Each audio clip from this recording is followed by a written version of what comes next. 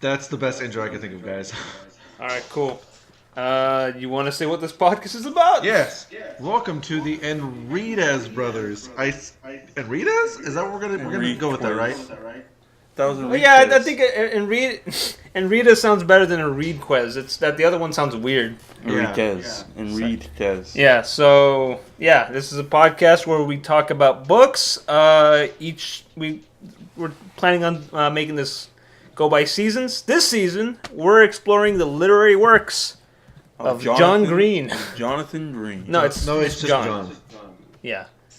If it were Jon, then we could say Jonathan Green, but it's just John. No, his name is just John. Oh man, Only John. All right. My name is Carlos EnREADez. I'm the oldest brother of this crew, and I do not read YA novels, so this is new to me. I am Kevin EnREADez. I am the El Segundo. I am number 2. And this is my second time reading this book. I'm Brandon EnREADez. I'm the youngest of the bunch.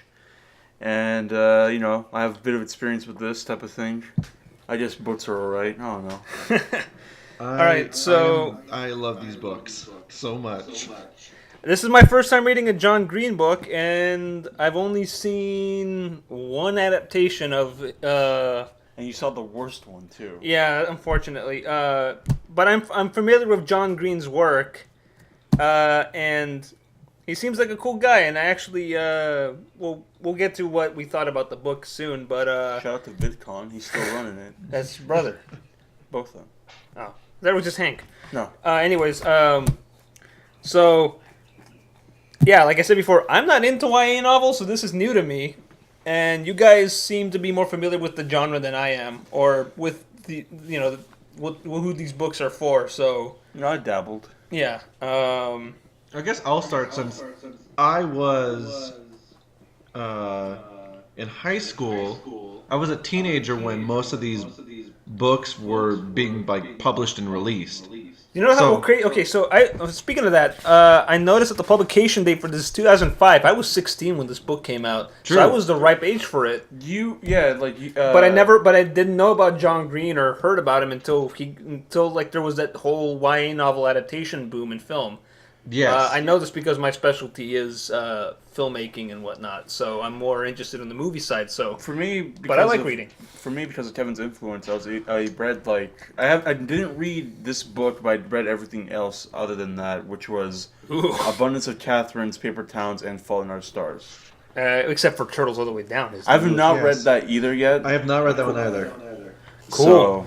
So, I guess. Do you got anything else to add to our experiences with the works of John Green or the YA genre? Yes. It is a genre? It is a genre. I have read Looking for Alaska, Abundance of... I've read I'm looking at all these. The only ones I've not read is the one that he did with Maureen Johnson and Lauren... Oh, the collaboration one? We'll actually get that's the the one I haven't collaboration read, ones. but I have read all of these books. Cool. So I guess I'm the resident you're the YA expert. even though Sadly, Brandon here is majoring in English. Huh. That's fine, because again, you picked. You're starting off this whole first run of books, so it's appropriate that you'd be the expert on this guy. See, Kevin has the experience of this, but I guess I'll have my own little thing about it because I am the English major. He is the resident English man. Okay, so do you want to go into plot? Yes. All right. Can I read the summary that's inside of the book? Well, no, we can just talk about the plot ourselves. We can just give so this is going to be the synopsis. Yeah. A synopsis. Little synopsis interlude. Blue. All right, so right off the bat, spoilers. Anyone who hasn't read this book, leave now. Leave now. Come back and then tell us what. And then come back in a week. Tell us what you think later. Yeah. So all right. So who wants to start first? Okay. So let me tell you about my boy Pudge. a.k.a. Miles. Wait, that's the other way around. No, Miles Miles. Halter, So, a.k.a. This, No, it's Pudge, aka Miles yeah. Halter. So this book follows the story of this Floridian white boy teenage named Miles. this future Florida man. This future. No, he already is Florida. He will become Alabama. Oh. So So he's being saved from his future of being a Florida man one day. yes, You know, yes, he will become. He will grow up to be a strong Florida. Oh gosh, Florida man too, man for jail. So now, all right. So it's about this kid from Florida. What happens with him? And he decides to go to the same boarding school that his dad went to, called Culver Creek Preparatory in Alabama. Yeah. Yeah, I'll come back. Yeah, I'll come He's back there. You know, he gets into a bunch of little shenanigans with his friends, meets this girl named Alaska. Who are his friends? His friends are... Chipper Martin, No, aka please.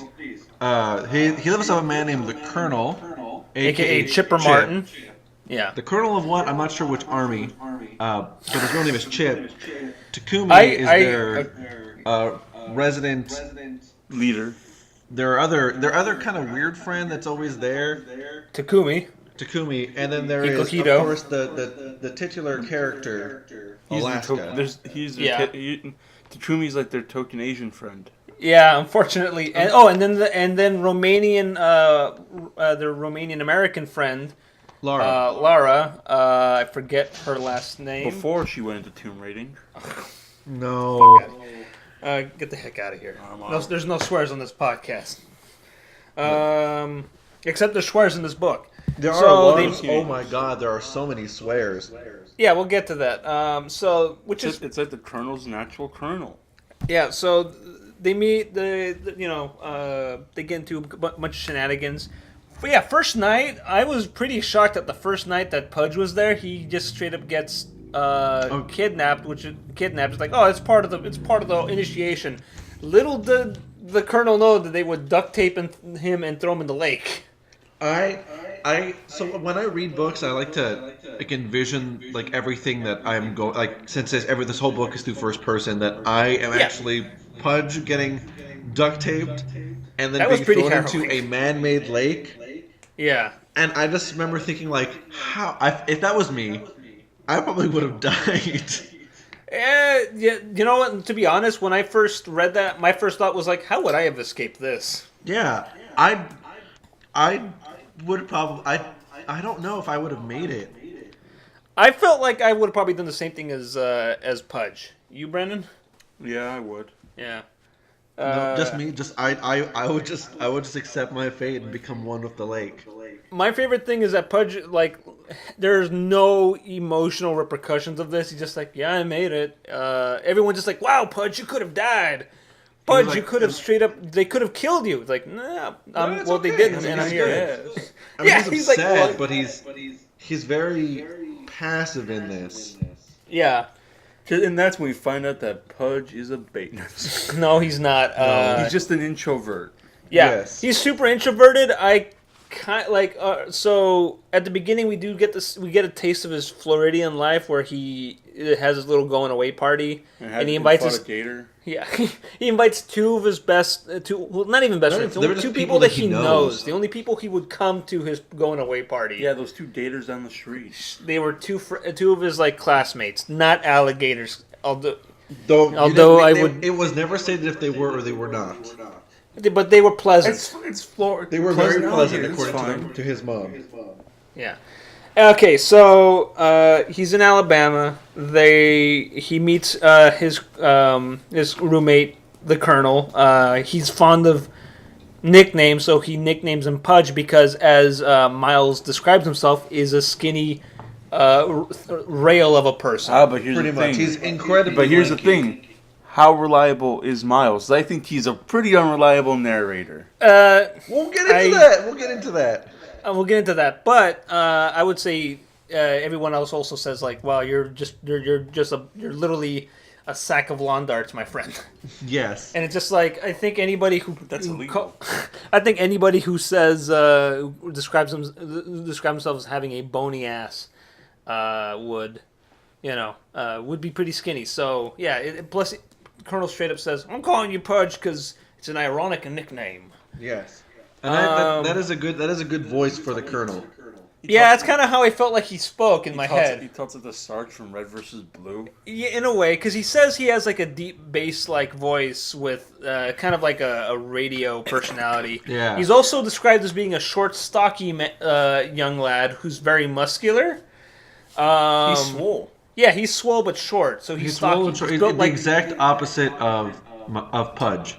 yeah, who is like 6 feet tall and built like a lamp. He's a street post. Yeah, he's like a lamppost. And then you have Takumi, their token Asian friend, who likes hip hop, and that actually likes his raps. They're pretty and cool. that will come in later when they have the epic freestyle battle. Yeah. And then there's Alaska, the titular Alaska of the novel, who is this pretty blonde girl who's has an hourglass figure that Miles won't stop. Always tends to comment on, but it's not hard because he's a teenage boy and. These are things that a teenage boy will notice. Yeah. So it's not hard. And her personality is interesting. She has these highs and lows. 1 minute she'll be like this, your typical kind of would be described manic pixie dream girl. The other minute she's just, kind of very down, and we find out later why. Yes. The Colonel himself is a confident young man who engages in prank wars with what they call the weekday warriors, which are these. But here's the thing: because of how the Colonel is, he hates the weekday warriors. No, that's what I'm saying. But he does it on purpose because he hates them, like you said. And the weekday warriors are the rich kids who can afford to go home for the weekend and only show up, only are here during the week. Which is why he hates them. Yeah, and then Lara is the fourth is like essentially the fourth wheel who they think is Russian, but is from. And then at one point, Miles says she's from Hungary, but she's Romanian. But again, can you trust Miles? I think we can. Just because something is POV does not mean it's 100% unreliable. True. He's super unreliable. I disagree, but we'll get there. So. They meet up. He gets his first taste of how all these people are. He's making friends with them. He engages in their first prank. Smokes a lot of cigarettes. Oh yeah, so this kid straight up takes up a smoking habit on his first day there because it's just a social thing to do, which I found kind of odd. Yeah, But it's a salad. What do you expect? It's just interesting because it's the first day he's there with the Colonel. The Colonel asks him, "Hey, do you have $5?" And what do you use $5 for? We're gonna go buy some. Hey kid, we're gonna go buy some cigarettes. We're gonna go to my friend Alaska and we're gonna get ourselves some cigarettes. Remember the Colonel is quite eloquent. Yes. We're gonna go purchase some of them cigarettes. We're gonna go purchase some rolled up tobacco sticks. I don't think that Colonel's off that. I know. We're not breaking it down like that. But so the other characters in the story are the religious studies professor, the old man, aka Dr. Hyde, who seems to be always on the verge of death. But Miles likes him. Yeah, and Pudge likes him a lot. Alaska's not a fan. And then there's also the Eagle, who I think is very cool. Yes, the omniscient god. Like, yeah, the omniscient dorm guy who is like he's not a teacher, but he's kind of like in charge of like the dorms. I think he's like the dean or something like that. Yeah, he's like the dean.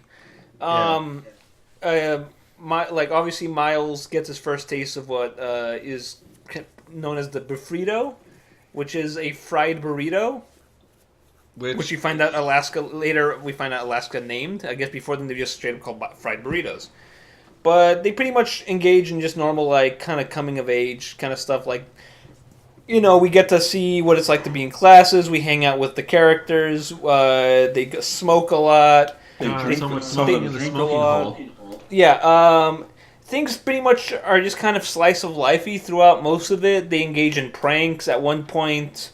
A big thing is. They had last year there were some expulsions because 2 of their classmates got expelled because they got caught boning. at Culver Creek, there Yes. are the big three. The three things that get you expelled are,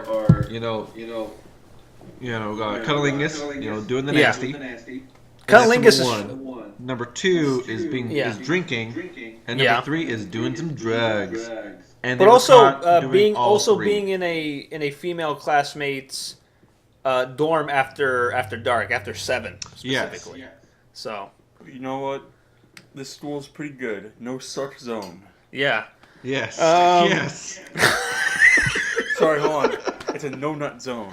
Yeah, there you which go. is which we Sorry, find out nut-free will not zone. be It's a true later nut-free on zone. for Pudge, but that's more later, more down the road. Yeah, I like so after we kind of get to know everything and the way the school works, we kind of just engage in like just hanging out with the characters, getting to know them. Alaska has these high and low moments a lot. Very manic. She could be described as being a little bipolar. We'll get into that when we talk about the characters a bit more. Like I said, they engage in pranks. They have a place called the Smoking Hole, which is near the creek. It's funny because it's underneath a bridge, which is kind of, I think Laura describes as like it's a tunnel. Yeah, And then- it's like, well, it's kind of a fishing hole, but instead of fish, we just smoke here because it's near the creek. It's a smoking Why hole. don't they just fish there too? Dinner and smoke. There's this great picture that I googled when I googled smoking hole, where there's a fish smoking a cigarette. Okay, I have a question, For a while and I when I read the haven't. book, I just I've imagined- never thought about googling this, but what is an Ariandax swing? An Arianax wing? Like I'm pretty sure I'm mispronouncing that, but like the friggin' swing that is near the lake. Adirondack? What? Andriac? No. It's a type of tree. Okay. It's a tree. Okay, well, regardless, so that happens. So not much happens in terms of, like, just outside of getting to know the characters for a good long while until Thanksgiving hits. We do meet Alaska. We do know that Alaska has a boyfriend, and Named Jake. there is kind of a big part of the reason that there's engaging of a prank war between the Colonel and the Weekday Warriors in Alaska. The Colonel Alaska versus the Weekday Warriors, because they want to know who ratted. Oh yeah, one of the big no-nos is you do not rat your classmates out. Yeah, it's like prison. Yeah, snitches get stitches. I think that's an actual quote from the book. Snitches get stitches. Yeah, so no ratting, but someone ratted out Paul and Maria. Which were the two that were getting good nut. Yeah, they were doing the nasty. They were doing the forbidden dance, as they like, the lambada. Come on, the rule is that They're you having see a two conjugal people enjoying visit. themselves. Leave it alone. Yeah. But again, so somebody ratted them out. The Weekday Warriors think it was either the Colonel or Alaska, so they start. That's why they're getting targeted, and they're just fighting back. Like peeing in the Colonel's shoes, or redirecting rainwater Water, onto Alaska's yeah. life library. Oh my god, that was awful. That's hate. Oh yeah. I think there's pranks where Yeah. There are but good again, pranks. I can't almost think of any. But then also, there- almost drowning your target's new roommate, pissing in his shoes, and then ruining someone's flooding- library. flooding somebody's bless you, flooding somebody's life library are pretty awful. But yeah, they engage in those little prank war here and there. Thanksgiving happens, and we get our first big Miles kind of getting to know more of Alaska. Also, Miles is straight up in love with Alaska. He has a crush on her. Yeah. She kind of flirts with him, but again, she's dedicated to her boyfriend. I mean, kind of. Kind of.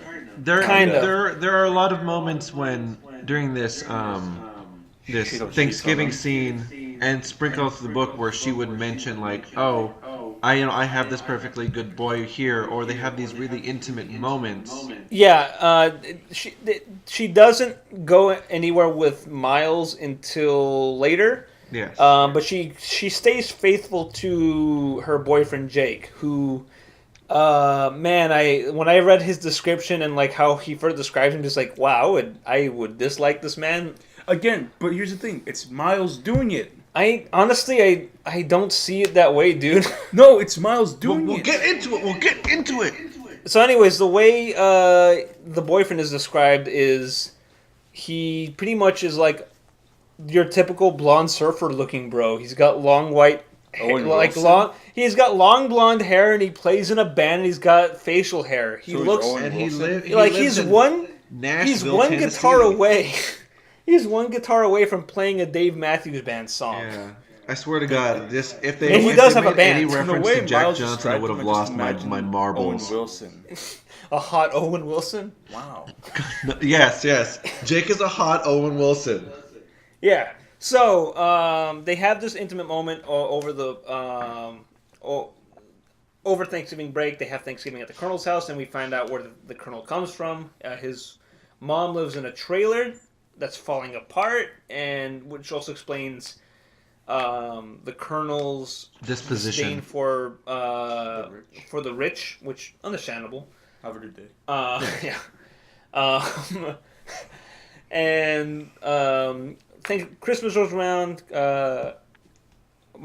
Pudge goes back to his parents, and they kind of just have fun there, and nothing really happens until January when they pull off the greatest prank ever to get back at those friggin' Weekday Warrior kids. This is the pre-prank. Yeah, this is the pre-prank, and what I enjoy about this a lot is the way that it's planned out like a great heist, in which it was pretty like a tense scene. I kind of really enjoy the segment. So what they decided to do to get back at these Weekday Warrior kids is that they're going to pretty much sabotage. So I guess they really love their hair. Oh yeah, so during Thanksgiving, because everyone's gone and it's only really Alaska and Pudge, they break into Literally all the every other single kids' person's room. Yeah, and check out what's going on. So they target the main kids who've been targeting them, and they realize, oh, these kids really love their hair. And her description, or his description of like all their gel. Greasers? No. It's Like just- he mentions hair, like gel. And I don't know if you grew up like in 2005. Spiky hair. It was the age of the spiky gelled hair look. I don't know if you remember. I mean, Trust me, I remember. Yeah, I have cousins who would gel their hair. Your cousin Mario. Dragon Ball Z. Yeah, it's like also remember it's also the age of like when Jersey Shore was a friggin' thing. Yeah, everybody wants to be Paula Dean. Yeah. God, did you say Paula Dean or Pauly D? He meant Pauly D, but he says Paula Dean. Anyways, No, that's what I meant. Anyways, so they decide that's where we hit him. That's where we hit him the hardest. Not their money, not their materialism, but we hit him in their hair. So they're gonna sabotage their hair. So the Colonel and Alaska go off and plan everything and keep Miles and Lara out of this. At the time, And Takumi. yeah, and Takumi. Lara is. Alaska is trying to set up Miles with Lara, and it kind of works. They briefly date, and he gets Suck. he gets the suck from her, literally. Literally, it's the. If we can, we'll talk more about this scene because there's this scene and the scene with Pudge and Alaska that's very interesting. Yeah. But if I can just mention briefly on earlier in the book with Lara and Pudge, Piles. he throws up on her. Yeah. But anyway, so but again, that happens after the prank. So what the prank is that they're going to sneak into these kids' rooms and put industrial strength hair like blue dye into their shampoo and gel bottles. But Alaska goes farther by having they also decide they're going to send their progress reports saying that they're failing some classes to their parents too. But Yes. Alaska goes farther by also sending out 23 more in order to like make sure nobody figures that it was them. But the Colonel thinks it's not going to work. That implicates them more. But in order to do that, they need to distract the Eagle, which is like the guy who's pretty much the watchdog of the dorm circle or a hexagon. In order to do this, Takumi and Pudge have to set off a series of firecrackers in order to get him to chase after them, which is amazing. Also, the fact that Takumi has a special headband for this mission. That has a fox on it. Because nobody catches the fox. Yes. But here's the thing. I think what Also, no, because Takumi's very openly Japanese. You have to say Kitsune. But he's... Yeah, but he calls himself the fox. Yes. Because he's also American, too. What I love about this scene the most is It's that pretty tense. It's really intense, and they have their watches synced up, and Yeah. they set off a different firecracker like every 5 minutes. Yeah, 5 minutes. Every couple of minutes, and it's just this whole intense. And a few of them, and one of them thing. doesn't go off, and they have to stop twice. I'm like, oh man! And like the way John Green, the way he writes how like Miles is like tripping and falling in the branches and stuff is like, Jesus, this kid's gonna get caught. But here's the thing. Exactly. He's also old. Well, He's not. Well, he's not that old, is he? They imply that he's old. But he's not as old as Dr. Hyde, who is like, "Ugh, I'm almost inside the classroom. But yeah, so the prank goes off without a hitch, and they celebrate by sleeping over in a barn while the whole thing blows over, because they use the Colonel's mom as a cover, saying we're gonna spend the weekend over at the Colonel's mom, at the Colonel's mom's house. But they're really sleeping at a barn with sleeping bags and everything. That's a pretty cool scene because it kind of reminds me of like They had this whole setup. It's a literal heist. It's their and I like that barn scene because I like how they're just like getting drunk and like and just hanging out. Yes. Pudge and Lara have like a little scene where they kind of get more intimate after the initial like fake date maybe that they had. They end up sleeping in a sleeping bag together, and it's which he describes as being uncomfortable, which is like, yeah, that would be uncomfortable. Of course, it's a sleeping bag. It's meant for one person. Yeah, but and I like he's like, yeah, it was hard to move into that thing. And then that scene for a hint is he's a stick. Yeah. Well, but also it's also probably good that he is a stick because again he probably fits a little better. If he were any larger, if he were the Colonel size, it would be worse. If he was a Colonel, I'm pretty sure the Colonel didn't even sleep in the sleeping bag. I'm pretty sure he didn't even like zip it up. I'm quite sure the Colonel just takes off his shirt, does a bunch of like just does some push-ups, just some he buries curls. himself under a pile of leaves and twigs. Yeah.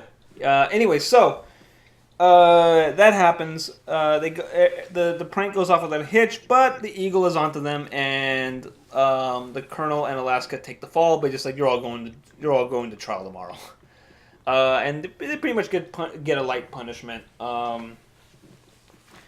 And obviously the Weekday Warriors is like, okay, we saw what you did. How about a truce? Is like, no, no truce. No quarter given, none spared. And things are pretty good. It's January, and things are still pretty good. And they keep celebrating because they still have all that Strawberry Hill wine that they're very fond of. Yes. Another weird thing. So they're a bunch of high schoolers, and they go to a convenience store that just freely gives them cigarettes, or not. They still have to pay for it, but they don't card them for cigarettes. But they do card them for alcohol. Which they don't care because they just they can give them a crappy ID and it's fine. But here's this ID that doesn't even look like any of us. This is like a McLovin situation of like from Superbad. Here's what I imagine when they say like this doing random ID. Get some like. No, Alaska says it's so crappy. There's no way like anywhere else it would fail. I mean, how do you imagine it? Like an index card with crayons? Yes. I imagine they slapped on their. This place on the sign on this establishment, photo. which I can't remember the name of this wonderful. Kusa for all your spiritual needs. Yes, for all your spiritual needs. Which is very true because spirit. Here's what I imagine the ID photo looking like. They dropped their picture day image. Oh, and they just wrote in crayon on an index card. No, they probably and on the back of they spelled Alabama wrong. Crunch. They wrote that Alabama. I wish that were the case, but only if they said that they're like kindergarten age younger sibling did it, but these are smart kids who are going to. Oh yeah, that's another thing. So Culver Creek is a smart kid school. You have to be of a really high GPA to stay there. Yeah, they have a high IQ. Yeah, which is cool because like I like how they have basketball games. Culver Creek has a basketball team. They're terrible. They're Culver Creek nobodies. Yeah, or the nothings because they can't even come up with a good name for themselves. Which Colonel has been kicked out of 37 games in a row. Yes. And counting. He promises to get kicked out of every game. The only reason they go to games is so one, the Colonel can heckle the other team, and two, there's air conditioning. I like how, and all of the Colonel's like mockery of the other team is like, we're smarter than you. Yeah, we're terrible, but you're gonna be working for us one day. Our IQ is in the triple digits. You're still a single digit. You're a bunch of Neanderthals. You haven't even broken the tens yet. At one point, Miles straight up gets concussed because he run like one of the other teams is these like star players gets mad, is about to whomp the Colonel. Takumi and Pudge run away and. He manages to get hit in the head with a basketball, and I don't know if you've ever been hit in the head by a basketball at like top speed, but that's pretty hard. Yeah, that's. I'm not shocked. They should have knocked out Miles. But he got concussed, which gave him nausea and dizziness. And I like how he keeps saying, "I am concussed." I am concussed, and then he threw up. How are you doing, Miles? I am concussed. I think you're fine. Just sleep it off. I am concussed. Blah! All over Laura's pants. Laura's pants. Yes. So anyways, I bet that's something only. So anyways, fast forward, going back to where we left off. So yeah, they're celebrating. They're drinking a lot. They've been getting. There's a week where they just keep getting drunk, and that's when things start getting a little bit more serious. So on the night when they get the most drunk, they play Truth or Dare in Alaska's room. No, in their room. Yeah. And Alaska and the Colonel, they get so drunk the Colonel falls asleep, and Alaska and Pudge play Truth or Dare to the point where they straight up, pretty much like suck face. They make out. Pudge straight up grabs boob. Yep. No. He gets the to quote unquote second base. Yeah. He went to second base. Yeah. Yeah. So they, and they just kind of like, but they're so sleepy. She's like, "I'm so sleepy." To be continued, and she goes to sleep. And then, Miles hears phone ringings. He wakes up and he goes back to sleep. And he wakes up and Alaska's having a fit. She's screaming. She's saying she forgot. I need help. I need to get out of here real quick. The Colonel and Pudge decide, okay, well, I guess this seems serious. Let's distract the Colonel with our firecracker technique. Not the Eagle.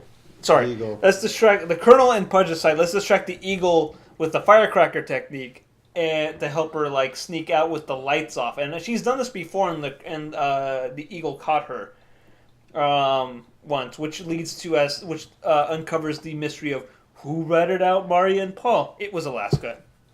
She got caught trying to sneak off to see her boyfriend Jake and have intimate relations with him, and the Eagle gave her a choice: either like you go down, or you let someone else to go down that you know of, and he ratted out Paul and Maria. So she's a rat, which is kind of an unforgivable thing, but they never let the Colonel know because he takes honor very seriously, which I kind of respect. He's a true patriot. Sort of. She has a freak out. They let her leave, and then they just go back to bed. And then the Eagle comes in. They think, "Oh man, did Alaska get caught, or what's going on?" And he's very serious. And they all go to the gym, and they think, "Oh wait, did the old man die? Did Dr. Hyde die? Because he's kind of looks like he's on the verge of death." And they see Dr. Hyde coming, and it's like, "Wait, he's here. What's going on?" We have to wait for Alaska. We gotta wait for Alaska. Guys, we can't start the assembly until we wait for Alaska. Alaska's got to be here. No, this is about Alaska. And lo and behold, Alaska dies in a car crash that night that she leaves. She was so drunk that she straight up smashes into A police a cruiser. police cruiser that was stopped because a truck had jackknifed in on a highway. And then the rest of the novel is them trying to figure out how Alaska died, whether or not it was a suicide or an accident, and like dealing with their own guilt of like we could have stopped her, guys, but also why did she leave like that? What was so important? And just uncovering the mystery. Yes. And here, where the spoilers come in, You that don't night find out was the until night like of the end of the book yeah why she well, left. yeah, and before then, like they deal with a lot of stuff, so it's an ongoing investigation. Miles is depressed. Oh yeah, a lot of kids get depressed, and it's kind of pretty heartbreaking to see all this. Takumi, they straight ignored Takumi, which is very sad. So, yeah, Laura and even at sadder. this point, Miles is dating Laura, and he just ignores her, and they stop dating. Yeah, and it's very sad. Which is sad because at the same time, towards the end of it, Miles is like, "Man, Laura actually cared about me." Yeah, and it's like And Alaska probably didn't care about me that much. Maybe, I don't know. We don't know. She's the great unknowable. But anyways, so She's the great perhaps. yeah, we'll get there. At the end of it, they decide in the midst of their investigation, you know what we should do instead? We should pull off a great prank for her because Alaska would have wanted this. And the great prank, which by the way, the execution of had me also tense up because I wanted this to work. Yeah, Is I reread this section this morning. Yeah, me too. I just barely finished reading it last night, and it was amazing.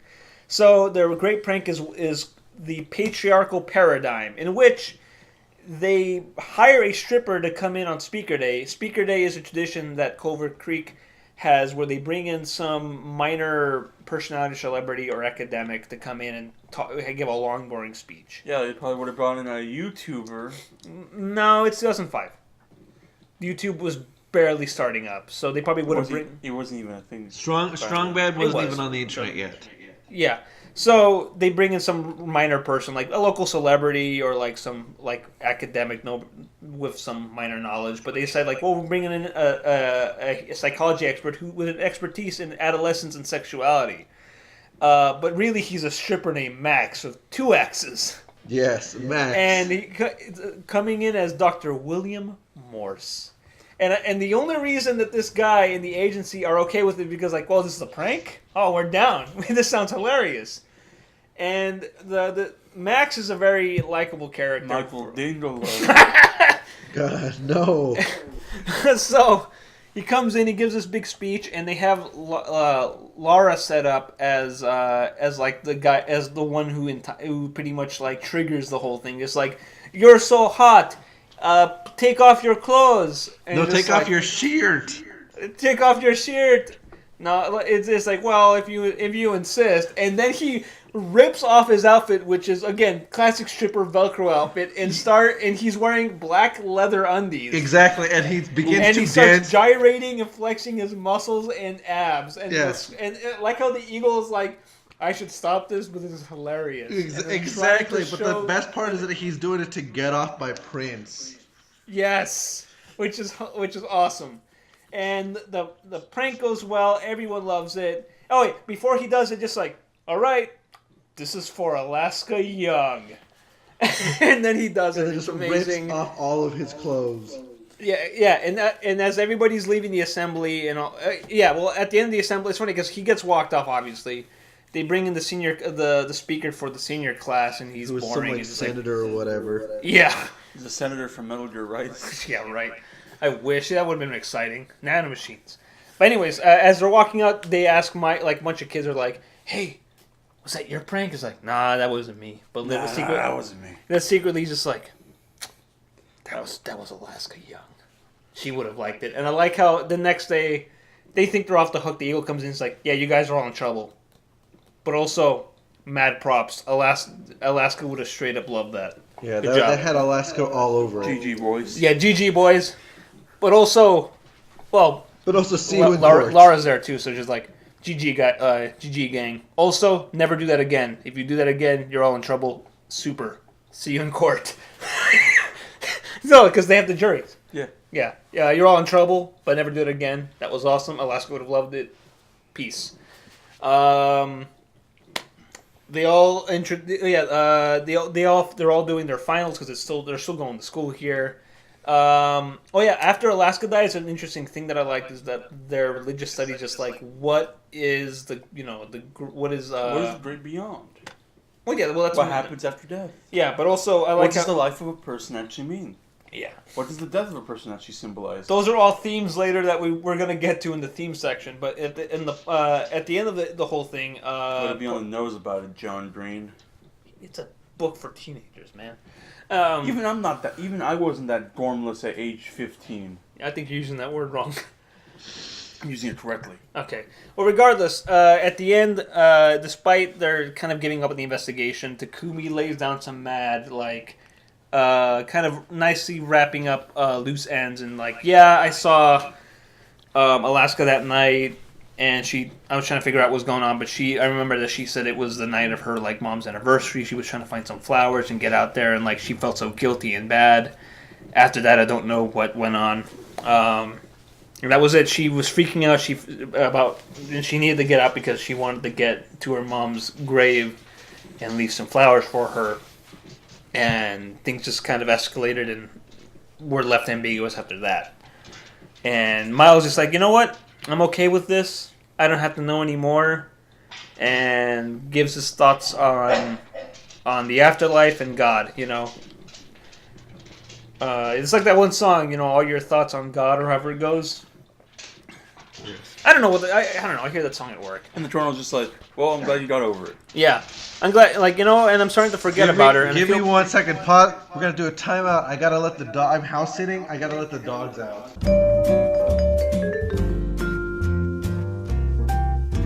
Anyways, so that wraps up plot corner. We'll get better at this in summarizing plots well. Yeah. But honestly, a lot of the plot is just Pudge kind of like Also, dealing to be with. fair, for the size of the book, there was a lot in this little package. Yeah, I say little because in reality, it's 221 pages. yeah, but at the same time, that's pretty average that's Yeah. about average size of like a YA novel because those bloody goddamn Divergent books are like twice the size of that. I've never read them, so I don't care. I haven't either. Okay, so let's go on to themes. Theme interlude now. And we're back. Okay. All right. So, what is this book about, boys? Life and death, and the great beyond, and the fact and Suffering. A lot of suffering. A labyrinth of suffering. Yes. How do I get out of this labyrinth of suffering? Straight and fast.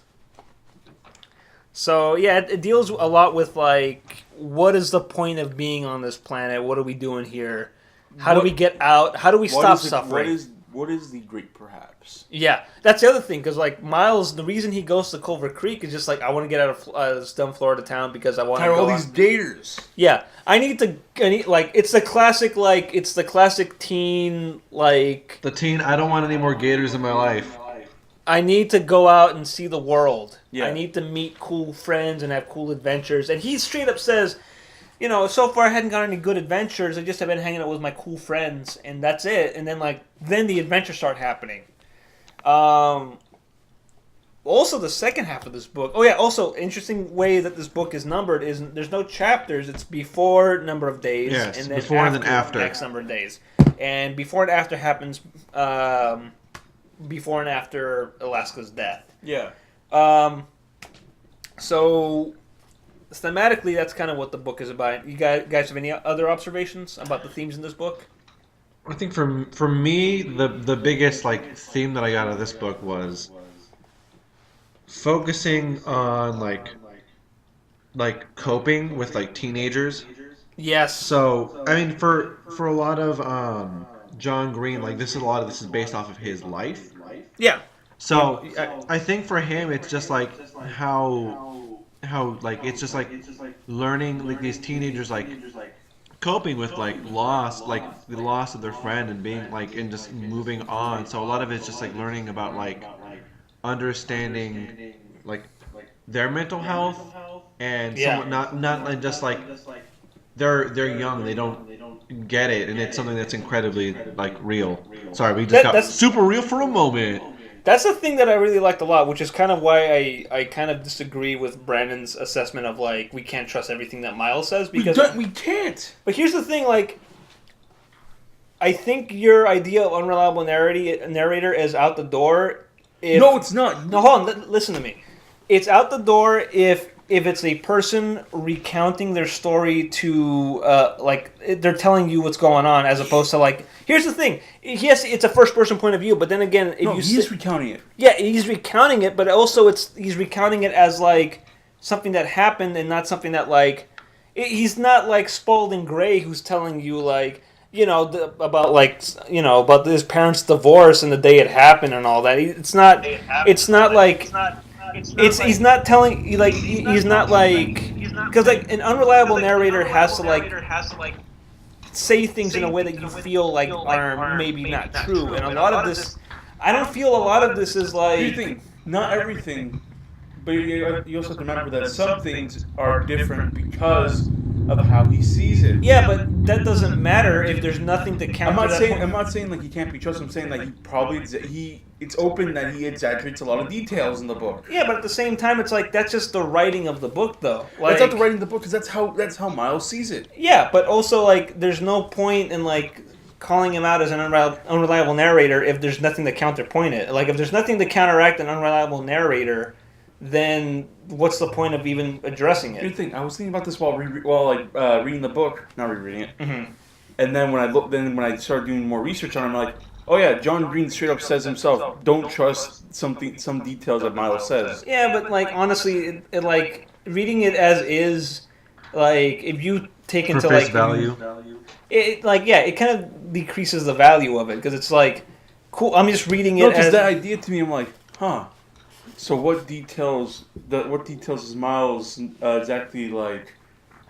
Yeah, but like when you also said like, oh, but then Takumi says this, it's just like the fact, like for me, the main thing that I walked away with as somebody who has no interest in, well, let's just wrap up like theme section. So, because then we'll talk about like characters after this. So thematically, it is like about death and coping and stuff like that, and also like it's deals with like the mysteries of like Kevin said, it is also about mental health, and I think that's an important thing because what a book to lead that on. Yeah, but I think it's a good one because like I think the way John Green depicts like grief and like mourning is so powerful to me. Like for me, the way like when the Colonel like breaks down and starts screaming and like he's not screaming, he's like trying to say I'm sorry is super real. And like to see the Colonel and Pudge so vulnerable is like heartbreaking. Yeah, especially the Colonel. Like the Colonel who's this tough who's a wall. Like, yeah, and to see him break down and like see him and Miles have like these go at each other during the investigation like. Mm-hmm.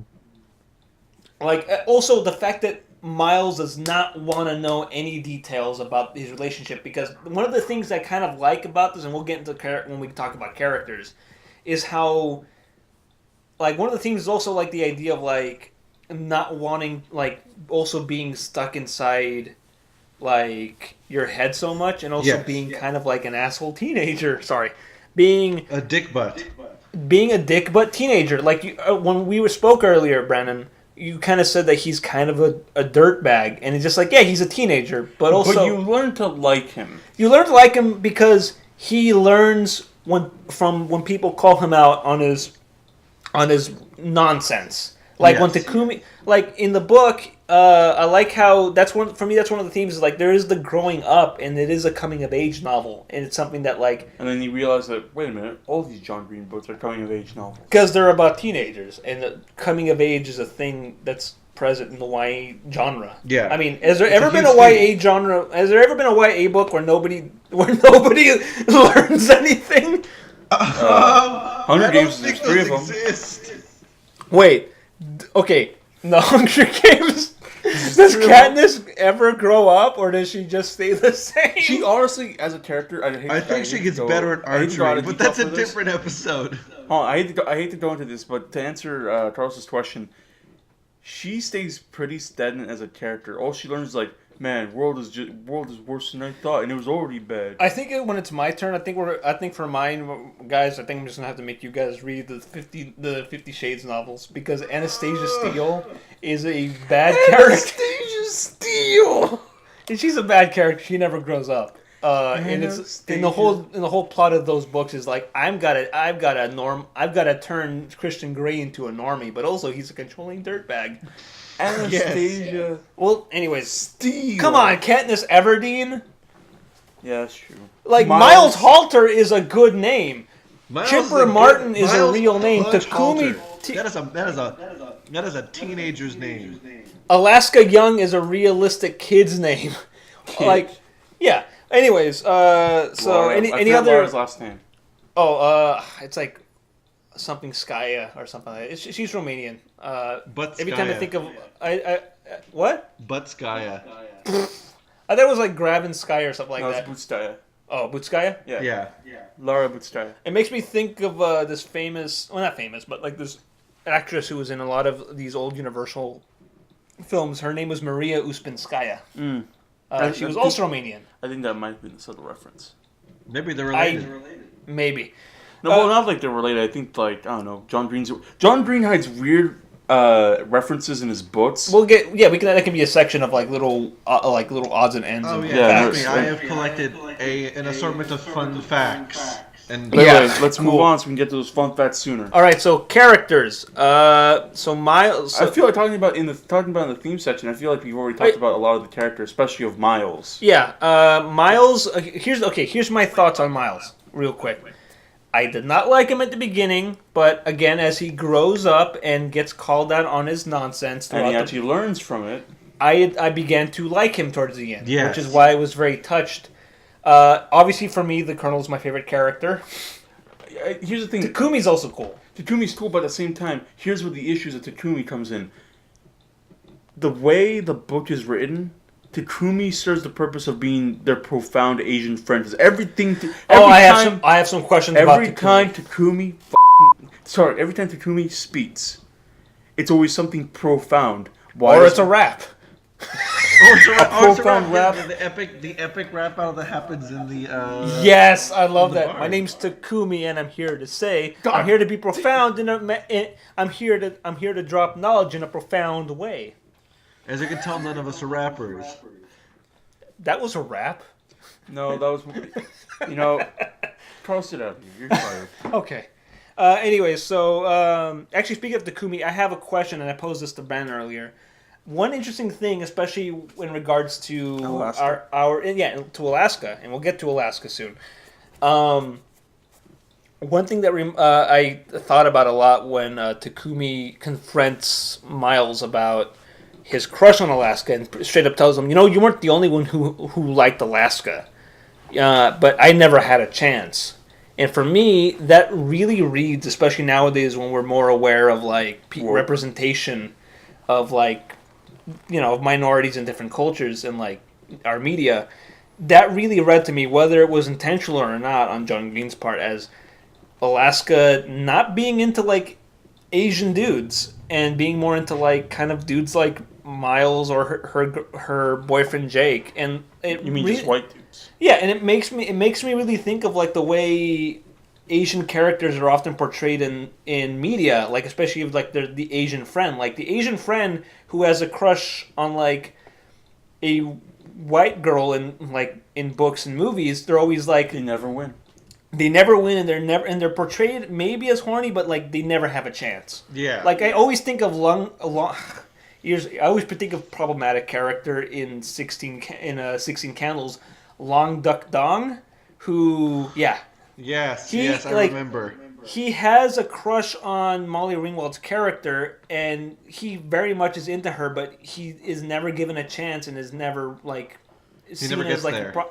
Yeah, And for me, And the movie never even gave him a chance. no, but he's a comedic character, and like for me, the thing is like one thing I liked about Takumi is that he brings that up, and for me, it kind of feels as like a commentary on the fact that like in stories like this, like Alaska would have never gone for someone like Takumi, and for me, that doesn't read as like, oh, she's not interested in Takumi because he's not her type, but it reads to me as like in stories like this, Takumi would have never had a chance of a character like No. And here's the thing, John Green is very self-aware of that when writing this, and it's very apparent. Yeah. Which is cool, because despite the fact that Kumi never gets any, yeah, he does point out the fact that, yeah, he doesn't, and then he points out, he would have never had a chance with someone like, and like for maybe racial reasons, like, and that's again, just, I mean, this is the South we're talking here. Yeah, but to me, Takumi is the only person of color that's in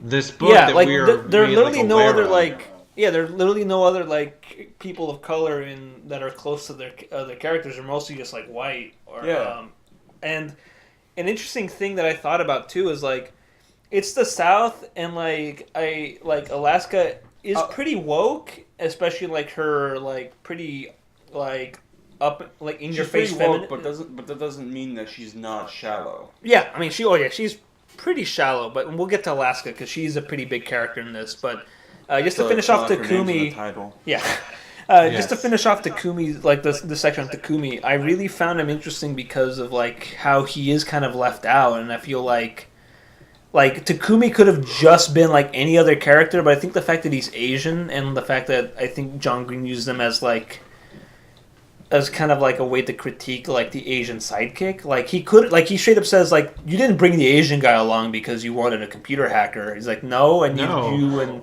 Pudge to like be our distraction. He's like, oh, but also he doesn't write him as your typical stereotype. As a stereotype. He's an Asian kid who's into hip hop. It's weird how, I guess you're gonna say how meta Takumi is as a character. Yeah, but I kind of like that about him. He's like, so you expect him to be the generic Asian friend, and then the Colonel's like, no. I know you're not good at computers. You're good at hip hop and other stuff, but that's about it. Also, Takumi straight up is not doing well in pre-calc. He does not fit like your typical. No one is doing well in pre-calc except for Alaska and the Colonel. But the Colonel can't teach him because he's too good at it, according to Pudge, which makes sense because I don't know if you've ever had to teach somebody something that you're really good at and couldn't got frustrated that you weren't getting it like they were getting it. Fighting games. Yeah. But like that exists. That's not like an exaggeration. It's like that's the thing. Yeah. Any thoughts? And that's pretty much what I have to say about Takumi. You guys? I think we wrapped it up. Kevin? I agree. I think there is good commentary that, though intentional or not, that John Green's doing with Takumi. Yeah. And it's good that he's not the stereotypical sidekick. Yeah. Any thoughts on Lara? Because for me, Lara again. Because this is Miles' perspective and he cares about Alaska, here's where I'm going to go and finally talk about this. Because Lara is the biggest issue of what I'm saying about Miles as a narrator, narrator point of view. He cares so much about Alaska, and it's very apparent in the book and how he thinks. Yeah. His inner thoughts. How much does he care about Lara? Not at all. Yeah, and he should have said that. Lara, he just always kind of thought about Alaska, and it was just it was very shallow. He does try to get into Lara, but like he straight up says like, yeah, not as interesting as he's not into her. He does think she's sweet, but even when he looks at her, even after Alaska dies and they hang out, when he sees her, he straight up says like, I couldn't get into Lara because when I see her, although she has very different features from Alaska, I just end up seeing Alaska in her. And it's just like, it's not, I don't think it's meant to be in a gross way. I think it's just the fact that he's so obsessed with her. And I mean, I don't know if you guys have ever been in like an obsessive, have had an obsessive crush, but like I have straight up had what Miles had in high school. So we've all been there. Well, have you been there, Brandon? No. Oh, never mind. Brandon's hasn't been Oh. hasn't had an obsessive crush. Brandon, I'm sorry that you're better than us. That you. Well, I'm not saying you're Brandon, when you're you get friggin' there, you can come you're back friggin' to the podcast when you get there. Oh, geez, I didn't know we had a Vulcan here. Okay, Spock. No, that's serious. No, I'm actually glad you haven't gone through that because it is crushing. Here's the thing. I never got into that, and I blame anime for that. Okay. But also. Yes. Blame anime. Always. No, I'm sorry. Okay, seriously, tell us because Here's the thing. I can't relate to that part, but because of friends that have dealt with that, especially with my own experience with my high school friends. Your friggin' high school friends. Your friggin' high school friends over here. But my friggin' high school friends, they've gone through this, and I've had to, and I've seen it with my own eyes, you know. Me own eyes. Because I was close to them when this happened, and I'm like, okay, I get you. Yeah, you've been in the Takumi situation. Well, Takumi had also liked Alaska. To be fair, without the liking Alaska part, out of my friend in my high school friend group, I felt like I was probably the Takumi. But to be fair, out of like all my white friends, I'm like their token Mexican guy next to my other friend. I've been there. So. Other than my other friend who was never around, I was pretty much like their only Mexican friend. Yeah, but I think we've all been there. Yeah, I mean, I would like Lara is just she's kind of there and like I mean which sucks is like we don't like because it is from Miles' point of view, and she doesn't see much of her even when like Alaska's around. We don't really get to know her that well, but it's not the fault of like John Green as a writer. It's the fault of Miles as a narrator. Yeah, which is why I'm going back to Miles as a narrator. This is a thing because. Again, he doesn't care about Lara, but at the same time he does say like. But he acknowledges it. Yeah. But at the end of it, he's like, "Man, Lara cares so much about me, and Alaska was pretty shallow about it too, and she was already dating someone. He regrets it." But also at the end, they also decide to go the separate ways because they know it's best. You know, it's like. But at the end, they're just part of each other's friend group, so she's united with Takumi, the Colonel, and him at the end. They're all playing video games in their room like their main room. They reconcile. They're probably playing Halo 2. No, he says PlayStation. But also, all the video games that John Green describes are made-up video games. Like, he describes a game where you play skateboard, you're on a skateboard and you shoot each other in the nuts with paintballs. Okay, can that be the next Tony Hawk? No. You freaking idiots. That's Tony Hawk Underground 2. Yeah. But also, they play a made-up game called Decapitation. Where you shoot I'm pretty people. sure is like Immortal Wombat. Alaska walks in. What are you guys playing? Immortal Wombat? Can we get an Immortal Wombat game? Maybe. Okay, I'll talk to Ed Boon. All right, let's talk about the big one though, Alaska. Okay, this is going to be an incredibly loaded section where we might have to watch what we say. Yeah, okay, because I have a lot of thoughts about Alaska, and it's hard to filter them as to whether or not I'm being a horrible misogynist or if it's just like... Or insensitive. Insensitive, because here's the thing. I recognize that Alaska... I'll start. I recognize that Alaska may or may not be bipolar. She shows a lot of signs, but I don't want to armchair psychoanalyze her. Yeah, we can't just say like we can't diagnose her. Yeah, but I think the signs are there, and there are times where just like here's the thing though.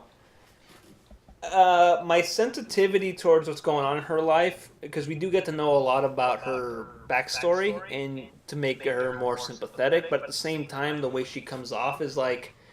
When she is in her up moments, I've had friends like that, and unless they're in like more restrained form of that, those are fun people to be around. Yeah. But I've known people like that, and it's just like, wow, she's kind of insufferable in her upper moments, and then when she's in her downer moments, it's just like, wow, she's kind of mean. I would never, in real life, I would never be friends with Alaska, but also... It's hard for me to hate her because of her guilt that she has with the way her mom went out. Here's the thing. Uh-huh. I'm going to let both of you guys talk about Alaska first. Okay. In the end, because I want to talk about Alaska last, is what I have to say is very loaded because I've literally had a friend who is just almost like Alaska, but she's more Margot Roth Spiegelman. in reality- Brandon, I don't know who that is. Is that a character in a later book? Margot. Yeah, you shut up. You've already said that you read all these friggin' books. I You saw know. the movie. You should know who. You should know trying who to keep Margot the Ross. mystique. Talking about Power Brows? Yeah. Cara Power Brows Delevingne? Power okay. Brows, yes. Hey, that's a word that's a name you came up with. Sorry, Carlos. I'm talking about Cara Delevingne's character from the hit movie adaptation of Paper Clowns. AKA the movie that killed the YA genre as a movie genre. But that's enough of that. Okay, so yeah, those are my thoughts about her. Like, I really don't like her character, but at the same time, my own like kind of like sense of empathy and sympathy for her, kind of like, I get where she's coming from, but also I don't know if I like her. You know, I don't know if I like her at all. To make like, a real life reference to something recent. yeah. So kind of like how your feelings on Triple X Tentacion's death. Well, Alaska never beat a pregnant person. Yes. Yeah, but your feelings about whether or not you No, I don't like his music at all. I don't like him as a person, but I am sensitive to his fans' Situation. mourning of him and his complex. So in a way you're sensitive to Miles' mourning of Alaska. Oh no, here's the thing. Alaska's just a dumb teenager, and who is kind of obnoxious and really moody, but at the same time, I would never wish what happened to her, and I would feel very bad for Miles. Also, the way that Miles describes how his classmates are jumping on the morning train saying, "I loved her so much, I wish I could have told her in life." But here's the thing, that is such a high schooler thing to do. Oh yeah. Yeah. Again, John Green, the writer, is good at this. Yes. During my time in high school, which is pretty recent, there was a classmate of mine who died, and I sadly can't remember who it was. Well, go on, finish that. I'll bring this up real quick because this ties in with the theme of a dead classmate and friend. Here's the thing, I kept my mouth shut about it because I didn't know who they were. Yeah. And I'm like, I can't really. I'm like, yeah, I feel bad for her, but at the same time, like, I really don't know much about it, so I'm not going to say anything other than that. But here's the thing, I did have a friend who actually did know them pretty personally because they were like a family friend or something like that. Yeah. And he was saying like, man, all these people are like coming up to like my other friends who knew her, and they're like, oh, we felt so bad for him, and like, but in reality, he's like saying like, man, they really didn't hang out with her at all, or hang out with them at all. Yeah. Well, I mean, that's always the thing. Like, they didn't know him like I knew him. But then again, even Miles calls himself out on that and says, but even then, Nobody knew much. No one really knew Alaska because that was kind of the whole mystique. But also, didn't the Colonel wasn't the Colonel technically the closest to her? Yeah, because she knew her like a year before. Also, Takumi knew her already too. So Yeah. like both of them knew Alaska better than Miles did. But talk about your story. All three of us went to a high school who was notorious, who had a reputation, even within the school, of saying one kid dies every year in a car crash or something. Right in front of the school. In front of the school, usually. Like, we had a whole like memorial set up to a classmate who died when I was in high school. In the same year of that classmate passing away, a teacher also passed away. Oh yeah. And that was pretty dang sad. Yeah, but our high school that we all grew up and went to, during our tenure there, our 4 years there, someone died, and even if none of us were close to them, it's just like, wow, that's sad. But It's a sad statistic of our high school. Which again, they finally remedied when they put up that stop sign. Yeah, there was an intersection that had no stop sign for the longest years. Here's the thing. They put that stop sign when I was in there, and for the viewers that don't know, of course I said earlier, I'm the youngest of them, but the age difference is like 9 years. Is like 9 years with Carlos and 4 years with Kevin. So they didn't put that stop sign up until I was in high school. So That's 9 when years I post left there. And we have and our high school's been around since like the 50s, the 60s. 50. So think about that. So that high school has been maybe like causing like the death of children for almost 60 years. Also, shout out years. to the school district for saying it's on our fault. It's the city's fault. Shout out to the mayor. Yeah, if I were mayor, which by the way I can run Actually, both Brandon and I could run for mayor in our town because we're old enough and there's no age restriction. I really wish I could run for mayor, but I don't live there. Oh, I'll run for mayor and I'll put stop signs at every corner. Can I be your vice secretary of war? We're not seceding from the government. Oh man, might as well should with Might as well. with For those of you out there, we grew up in a small farm town, so. Yeah. Anyways, okay, so Kevin, do you have any thoughts on Alaska? Okay, so I have to be a little sensitive what I say. Mm-hmm. I think part of what John is trying to get at with Miles is that Miles never really knew Alaska. Yeah. So we observe Alaska through Miles, so we always see her ups and downs, but Miles never really tries to really understand her, and That's true. And that's part of the vice. Like because we are. This is kind of where Brandon was getting at with Miles being somewhat unreliable. I think he is being as honest as he can be. Yeah. Well, obviously. Yeah, like Again, we understand Alaska through Miles. So since Miles doesn't, and I think Alaska says you will never truly understand me. You will never understand me. We will, as the reader, will never understand Alaska. We can understand her as much as we. Yeah.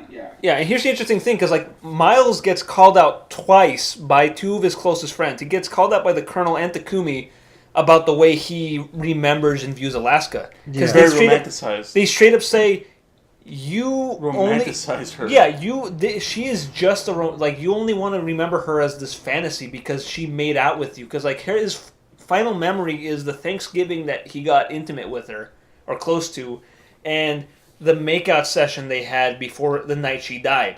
So to him, his whole ultimate memory before he finally accepts the fact that, oh my God, she's just been this like romantic fantasy to me forever, and like even after she dies, like immediately, it's selfish. Yeah, it's super selfish, and he agrees, and like he's mad at her for even thinking that she would kill herself like that. Because at first he's mad that, oh God, why didn't we stop her? But then also he says, but if she killed herself, if it was a suicide, he straight up says she's a selfish, sorry for the language, she's a selfish bitch for doing so. Because think of her father, think of her friends, think of me. Yes. But at the same time, here's the thing. Going back to the Colonel in in Alaska, you should note that the Colonel and Alaska have pretty similar experiences. Yeah. For example, the Colonel's dad left. Oh yeah. But here's the thing. Unlike Alaska, where she also had a family member passing away, Alaska's mother was very special to her. Unlike the Colonel, who his dad was a dirtbag. Oh yeah, but his dad is an abusive monster who left the family and never called. His never mom called. Said like, you're out of here. Yeah, bud. but also his dad just like never called the Colonel. That's Maybe the reason why the Colonel smokes is because his dad went out for the proverbial pack of smokes and never came back. You monster! By the way, that's how I'll leave my family. I'll just we're out of milk. I'm out of here.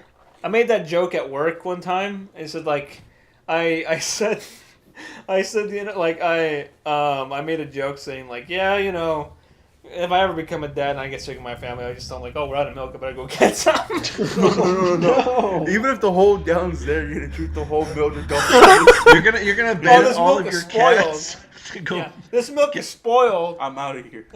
I better go get some milk because I drink milk. My girlfriend drinks milk. By then she'll be my wife. My wife drinks milk. My cats drink milk. I'm a cat father right now. My poor two cats have an unmarried cat parents, which is unfortunate. They'll never get the same respect as married cat parents. It's true. Okay, so so she's unknowable. All the respect around. Yeah. Ultimately, she's unknowable. Any other thoughts? And because we don't truly know her. Yeah. And we know her as much as Pudge does. Yeah. It's hard for me to at least pass judgment on her because I get and I see a lot of the signs that she has for like mental health, but also none of us are like, we're not psychiatrists. We don't got those kind. I don't have that kind of degree. Yeah. You don't have a psychology degree. No, I have a bachelor's degree in music fine and arts. education. And Brandon, are you going to school for psychology right now? No, I'm just working on my English major. There you go. I mean, I could minor in it, but if my only reason to minor in psychology is to understand Alaska Young from the famous John Green book, Looking for Alaska, then that's a pretty sad reason for myself. Well, it must be a pretty noble reason because Because listen up, guys. I'm not gonna worry about this book. I'm gonna pretty much erase this book from my head the minute we end this podcast. Oh, I'm just kidding. unfortunate. Yeah, Brandon here every time he finishes a book, he eats it. Yeah. We have the thank God we have the paperback version, huh? The hardback version is pretty good because I already got a plate right there. Oh, okay. Well, oh God. It's like that Ethiopian dish where like the plate is like a giant like flour tortilla or like a big pita. It's a big pita. Shout out to Ethiopian food, cuisine, which is really good. Bless Ethiopia. But anyway, before we move on from Alaska, we probably talked about the Colonel. Oh wait, you didn't say what you thought. Exactly. About That's what I want to talk about. Okay. So I had a friend very similar to Alaska, but she's more of a Margot character. Okay. But she's like both of them. Here's the thing, she didn't die. But hold on, she's both of them because one, she ran away from home and then killed herself and then made you and your friends go on a big scavenger hunt to find her dead body. well, not. God. Oh no! Can we save that? Wait, we need to save this section Looking for Margot Roth Spiegelman. when we Looking do for paper towns. Looking for Paper Towns. It's the famous crossover. Dear John Green, if you ever listen to this, I got a story for you. Well, first, John Green, if you ever listen to this, please be a guest. sorry. Number two, No, we're I'm not sorry. sorry. We're so sorry. We're so sorry. No, Brandon's not sorry. No, John Green, listen. If you ever listen to this, where's my invitation to VidCon? Come on here, bro. You got to take that up with Hank. No, You're not gonna both of them. I looked it up right now. It's just Hank is in charge of YouTube. Okay. Okay. Listen up, John. Get me to talk to Hank, and then we'll Brandon, talk why about don't you start your own Brandon Con like Tana, whatever her last name is? Tana Mondro or something. Mondru.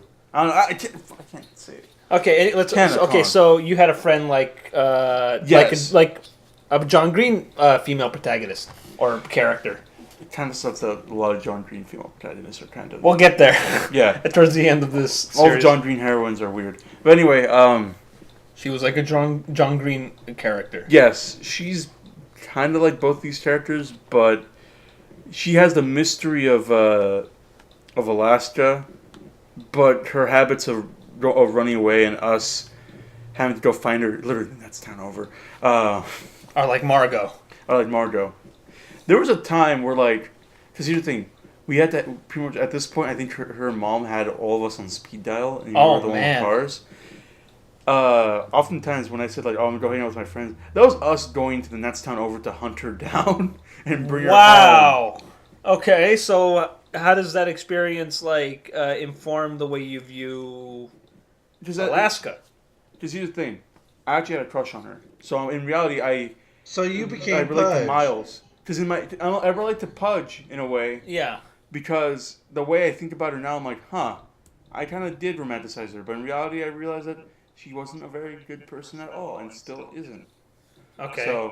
So how do you view? How does that how does that view like your like whether or not you like Alaska? Or, like how does that paint your view of Alaska? I mean, does that make her Alaska reminds me a lot of this person. But does that mean that you like her less, or do you kind of have some sympathy for her, or do you view her as like a more sympathetic version of your friend? You know, how does your experience with a friend similar to Alaska paint your view of Alaska?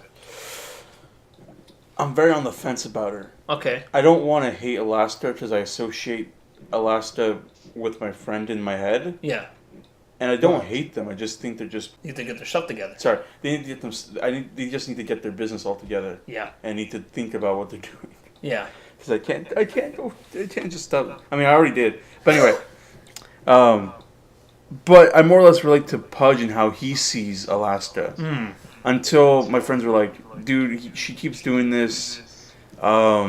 enough is enough because we're gonna stop hunting her down, and because it's not our business anymore. you know? And that's fair. I'm like, you know what? Yeah, you guys are right. It's like kind of how the Colonel and Toomey are like, Let it go. let her go. I'm like, yeah. At this point, I'm trying to figure out about her. But also, the Colonel was also the one who wanted the answers the most. Yeah. You know, like Yeah, because Pudge was happy to like have her live on in his head as like as this romantic fantasy, but the Colonel felt guilty and needed to know whether or not this was like ultimately a suicide mission or what, and then ultimately that's up in the air as whether or not. I mean, that's purposely ambiguous as to whether or not she killed herself. When Looking she at ran. it now, it's probably an accident. Yeah, I went on John Green's website and there's a little FAQ section, and they ask, did Alaska kill herself or not? Mm-hmm. And I think his answer is appropriate. Where he's like, I don't know. He's like, John, you wrote it. I don't know. Mm-hmm. And John, that's the you thing, wrote like, this. If you think of it in the context of like we're seeing this through Pudge doesn't know. Yeah, John doesn't know. and and I'm okay with that. Like, I like the ambiguity, and I like ultimately that Alaska is part of the great perhaps. Like, what it's part of the great ambiguity, and I like that, and I kind of like that ultimately. Like, here's the thing: like, whether or not I liked Alaska as a character at all or as a person. I mean, I like Alaska as a character, but as a person, I don't know. But ultimately, I am emotionally on the same side as Pudge and the gang when they feel sad. Like, I almost cried when Dr. Hyde's question for the final is like, how do we get out of this labyrinth, and how does that deal with like, it's like the fact that he like his tribute to Alaska is making the rest of the class and try to answer Alaska's great question. She never got to get that answer. Yeah, and it's like that almost made me tear up. You're just like, yo, you beautiful old man. You I beautiful hope you never old die. man. I hope you live forever and you. I'm kidding. He becomes immortal. Looking for Alaska 2, looking for Dr. Hyde. Whoa. No, Defeating yes. Dr. Hyde. He becomes through this power. He becomes so woke. His eyes start glowing. He becomes.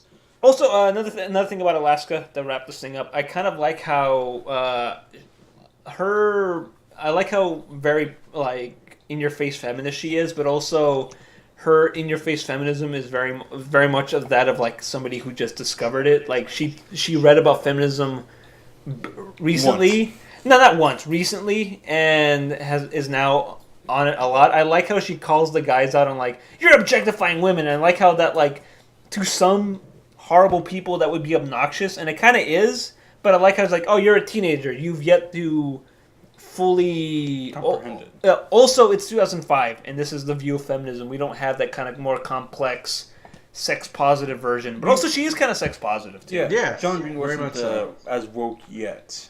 But she's also a teenager, and John Green was writing from the point of view of like, Yeah. So it felt okay. Alaska was woke, but not woke enough. Yeah, yet. that's fine. She's a teenager; she'll get there. She'll never be. Oh wait, never mind. She's dead. I said Alaska will get there. She's. Carl, still that we're talking about a fictional character here, don't we? Here's the thing for me, like in reading about teenagers, or even like thinking about teenagers and like in fiction.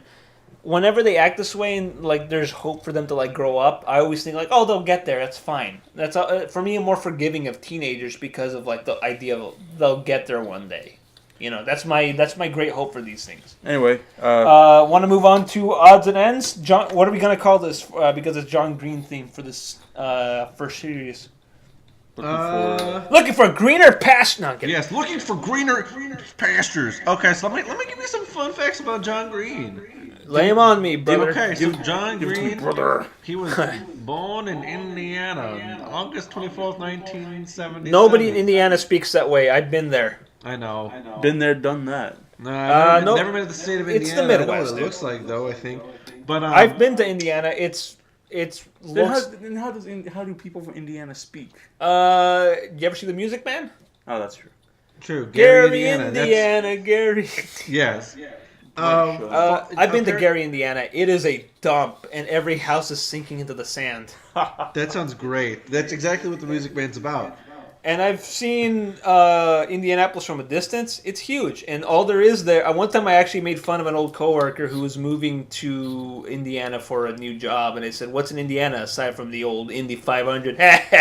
He's like, "What's in this town?" He got me there. He roasted me back. I'll tell you what's in this town. This podcast. No, this is when I was living in Chicago. Oh. In the suburbs, in the South Side. It's just like, oh, there's more in Indianapolis than there is here. It's true. Are you kidding me? You guys got all the good food there. Maybe The Chicago food scene is the best, in my opinion. You're not wrong. It's you're making me hungry. Okay, so what Okay, else so is what else do we know about John John? Green was actually he majored in English and actually Like you. wanted to become an Episcopal priest. He almost became Episcopal. Father John Green. Father John Misty? Yeah, Father John Misty Green. Man, he should have aimed for greater heights. Here's the than best me. thing that I learned the mayor of this about town. it. Okay. July 14th in Indianapolis is John Green Day. Oh, cool. And then July 17th is John Green Day in Orange County, Florida, which is like where Orlando is. Okay, and in Alabama, because you said that, didn't you say he also lived there a little bit too? Yes. Okay. Is there a John Green Day in Alabama? There is not. There's only 2 Green Days. There's I actually thought there 3 was if only you count one the Green band. Day. Kevin. John what Green about is the Green also Bay Packers too. That's Green Bay, you dunce. no. You don't know nothing about no foosball. Speaking of foosball, John Green is a huge fan of soccer, football soccer. Hold on.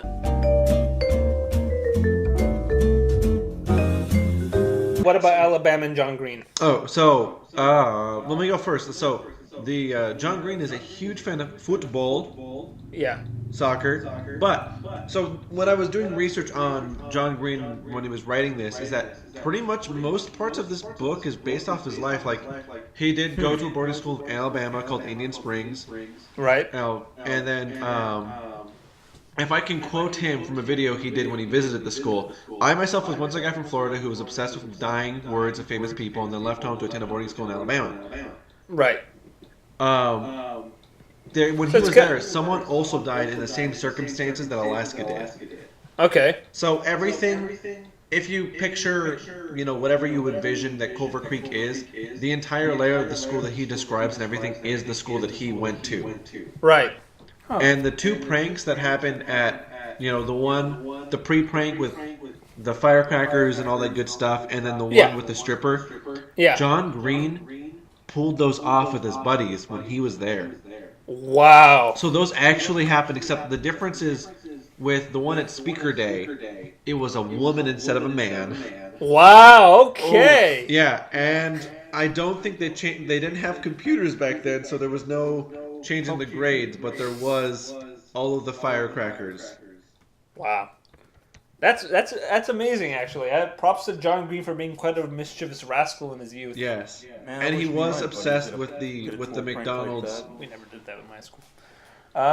No, we did have pranks at our I know we our did. high school, which was kind of lame because it's like, oh look, there's toilet paper on the library. Do you have any other facts about John Green? Or Ben, do you have any? Because I don't have it. I don't have any. I mean, I've got some more if you want some. John Green runs a successful YouTube channel with his hermano Hank Green called the Vlog Brothers. Right now, they did VlogCon or VidCon. Are you reading? Are you reading from his website? No, he straight up he said that verbatim right now. He just said that right off his dome right now. It's amazing. That's amazing. That sounded too robotic. Are you a robot now? I wish. I'm trying to. Yep. Anything else? I have assembled the list of, I think, all of the last dying words of everyone. Because Miles' weird quirk in the book is that he memorizes people's dying words. I think that, yeah, I remember that. Actually, everyone has like a weird quirk. Like, Yeah. well, Takumi's Pud- is supposed to be rapping, but it's not a quirk. It's kind of a real hobby and the thing he likes. Yes, and The then Colonel's Chip, is that he's really good at memorizing. yeah, Yeah, he and can then memorize anything. What was and Alaska's is that she has a life library. That she has a library of books that she plans on finishing, which is kind of sad because she never gets to. But then Colonel, his weird quirk is that he has memorized like the capital of every country, and I think at some point No, first it's every state, and then every once he state, gets and that, then every country, and then Yeah. at one point Pudge he memorizes all of the populations, and then 'Cause he's gives got you that the almanac. exact number of everyone in Uzbekistan. yeah, and then with we don't know what Lara's is outside of she's Romanian, She all of her eyes are E's. which that's a cool little what's dialect quirk that I'm glad Like, John. He does the same thing with writes up, 'cause with the Colonel's mom, who's clearly quite Southern. Oh, the way that he describes her cooking made my mouth water. Oh, I absolutely. want perfectly fried okra and it's so good. Also, have you guys tried making a burrito at home yet? No, actually, so I bought Strawberry Hill, and my original plan is if we didn't record this in the morning, I was gonna be drinking Strawberry Hill the whole time Why were you drinking Strawberry Hill now? because I have to morning. go somewhere. It's 5 p.m. somewhere in the world. Yes, our island boy Jimmy Buffett. According to the stick, no wait, the He's stick my goes cousin. back Have to you my guys dad's ever been to trucks, and Margaritaville, it's- by the way? Everyone, Yeah, nobody's you- under yeah. after 2 a.m. All right. So to wrap things up, let's talk a little. I got. So I'm gonna. Here's a little section, a quick section called Q&A. questions from a YA guy to guys who are YA people. Okay. All right. First things first. This is my first real YA novel that I've read as an adult. Mm-hmm. Again, I'm not a big fan of the genre, but I've seen a few good versions of it First-time as in film form, First time specifically. reader, long time listener. Yeah, first time reader, long time watcher of these movies, and I never really could get into them because I have a hard time relating to the protagonist. So That's fair. here's my first question: is it me or all YA protagonists kind of like weird, eloquent weirdos? I think that's just okay. Is that a trope of the genre? That's a trope of the Yeah. genre, and that's because people who write YA novels are generally English majors like John Green, and because of the torture that we have to go through, Okay, all of us are pretty eloquent. Have you ever heard John Green talk? no, actually, He's pretty eloquent. He's he would. incredibly well spoken. He's I very well figured he would be. spoken, which is why a lot of his male characters like, why is Pudge pretty eloquent, and why is the Colonel so eloquent? I like the Colonel being eloquent because it doesn't match like where his background, which is on purpose. All right, Yeah. 2 is can you explain to me the appeal of like how do you guys relate to these characters? Because I have a hard like when I first started reading this book, I did not like Pudge on principle because he's like, oh my god, these freaking YA kids and I'm so quirky and well spoken. I got a weird quirk, and it's like because that's how teenagers are. I know. Well, like that. Here's the thing. That's not the teenager I was, and my question is this the teenager? Like when you guys read this, was this a teenager you guys wanted to be, or was this a teenager you guys felt you were? Yeah, I wish I was that handsome devil from Fallen Stars. Same. Yep. I'll start with. I'll answer this. I'll think. Okay, Pudge describes the phone as being okay. Alaska says he's cute, which I buy. I always imagined Pudge if he was going to be. We'll get to adaptation soon. Can I be Pudge from in the Here's the thing. Dear John Green. Pudge strikes me as being okay looking. Like I don't think he's someone He's supposed to be like average. Lincoln's he's pretty average. like I see him as average, but like Carlos, do you remember my friend Kyle? yeah, I imagine that's what Pudge looks like. I imagine that he's taller maybe. Yeah, a little taller and yeah. Okay. So like do you guys like when you guys read books like this and you have protagonists like Pudge, do you guys is the appeal here is that he's something of like a fantasy you guys wish were or something that you guys relate to? Real talk. For me, it's something that I it's kind of both. Like, I mean, no one's life is boring, but I definitely remember it being like reading these books when I was a teenager, being like, man, these kids are doing all these cool things. I wish I could do that. I wish. It's kind of like the glamorizing, like someone's like kind of normal life. Yeah. And, Okay, here's like, the for thing. us, Which is a common thing in YA novels. Yeah. Normal lives that realize, we're kind of like these guys too. Yeah. Yeah. When you're a teenager and you read this, you think to yourself like, this guy's life is so cool. But here's the thing: me never reading this and now reading this now as someone who's a young adult. An actual young adult. Yes. Yeah. Me being that age to not read this in high school, I realized, high school life. Because here's the thing, I read like Paper Towns and I read Falling Our Stars. And I'm like, no. In my head, I'm like, this guy's a pretty normal teenager. But thinking back to him, I'm like, Quentin from. I'm like, oh man, I wish I was Quentin trying to figure out the mystery of this girl that ran away. Yeah. The thing about it, I'm like, Quentin was just a broke wanting to play video games with his amigos. Yeah. You know what, though, I will say, after reading my first true, like, modern YA novel, I can see the appeal, honestly. Like, I mean, not in like relating to any of the characters, although, like, again, for me, with you know, stories like these, I have always had a soft spot for the side characters and secondary characters. Like, the Colonel, like I said before, Colonel's the best character. Colonel, yeah, I love, like, for me, just, like, oh man, the Colonel's so cool. I would want to have a friend like the Colonel, but also Takumi I think is the person I would be in these stories. But also, reading these, like reading these stories, like, reading is like, oh man, this is such a good, like adventure that these guys go on. I wish I could see the like whole like kind of wish fulfillment fantasy here, you know? Yeah, it's the thing where it's wish, like, you know, they're normal enough like us. There's nothing that really makes them special. Like, they don't have powers. They don't have like. It's not Harry Potter or. It's not Harry Potter. Like, they're normal like us, but they're put in some kind of moderately extraordinary situation. Yeah. There was this one good YA novel that Kevin got me into, and I was reading this in high school, and he had all these books. But here's the thing: these books are freaking huge. These books are forking huge. No. I'm talking about like the. Gone. I can't remember what they were called. Gone. But the series was like every person over the age of 17. Gone. Gone. It's called Gone. Yeah, Gone. Oh yeah, I remember seeing those books around the house. I loved those books. That was the last book series I think I read. Okay, to be honest, even as a YA novel, those books, I think even you, as the person who doesn't read YA novels, Carlos, I think even you'd like them. Okay. The only problem is that they're giant. That's fine. Again, this is a pretty good experience, so I think that's all I have for now. When we get to the next book, I'll see if I have more questions. Our next book on our list will be. But before we get there, speaking of my enjoyment of this book, let's go to ratings. So. I think every book, I've seen this in other podcasts and stuff, but I think we should give every book its own rating system based on something in the book. Yeah. Because that's always fun. So you guys have a choice. We can either go to how many white tulips how many white flowers you want to give this.